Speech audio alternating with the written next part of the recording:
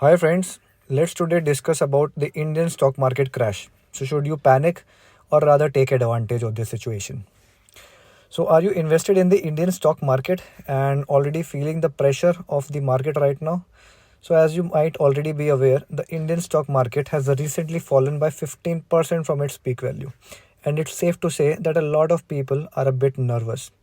But here's the thing, this kind of dip is totally normal, so we need to understand that. And in fact, if the markets fall by 20 to 25%, then that's what we actually call a crash. And guess what? It happens every 4 to 5 years. So that's completely normal. So, what's really going on behind this recent decline is what we need to understand.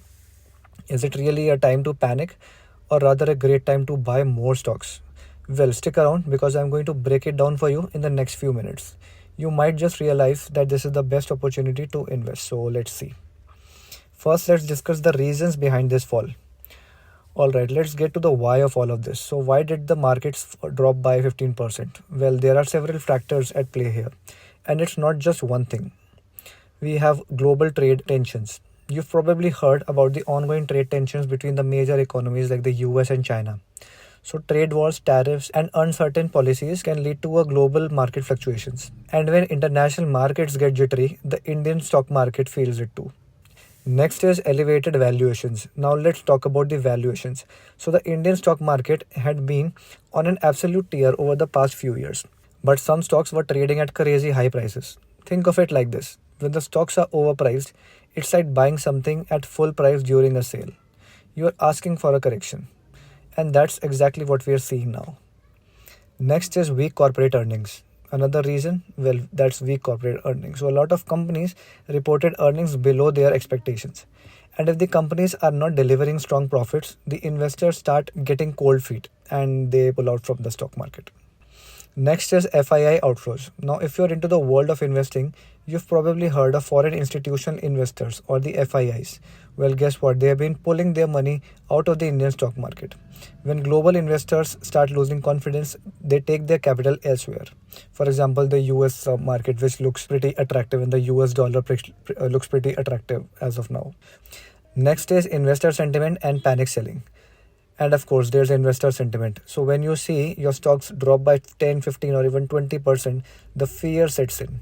This fear of further loss makes people sell their stocks in a panic.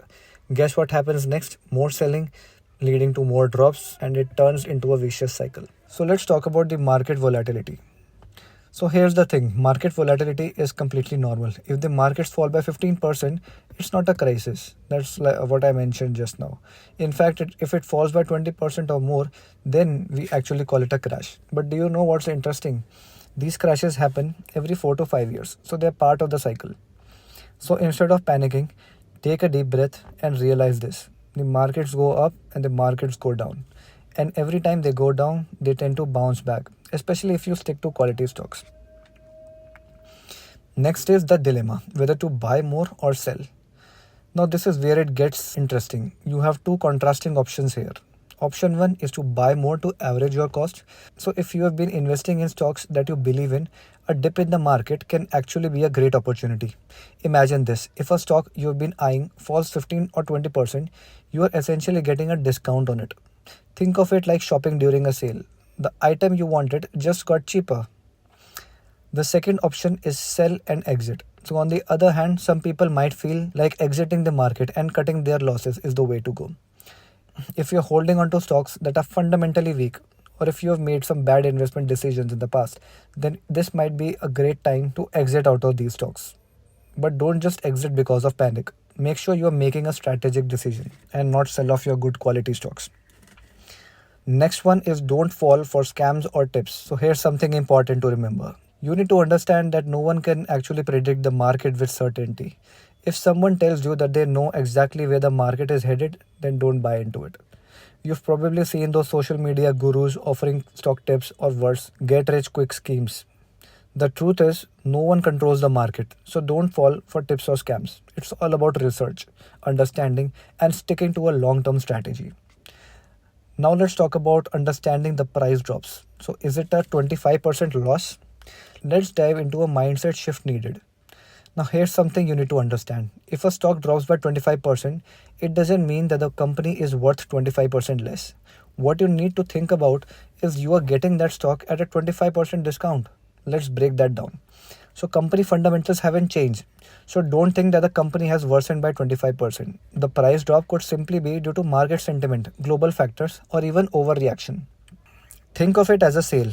It's like when you buy clothes on a sale. The quality of items hasn't changed, but you are getting it for less money. Same is the case with stocks. If the stock has strong fundamentals, it could be a great time to buy at lower prices. Now let's discuss time to correct your past investment mistakes. Now here's your chance to correct your past bad investment decisions. Did you buy into some speculative stocks or follow momentum trades based on some tips given by social media gurus or influencers? It happens to the best of us, so nothing to worry. But guess what?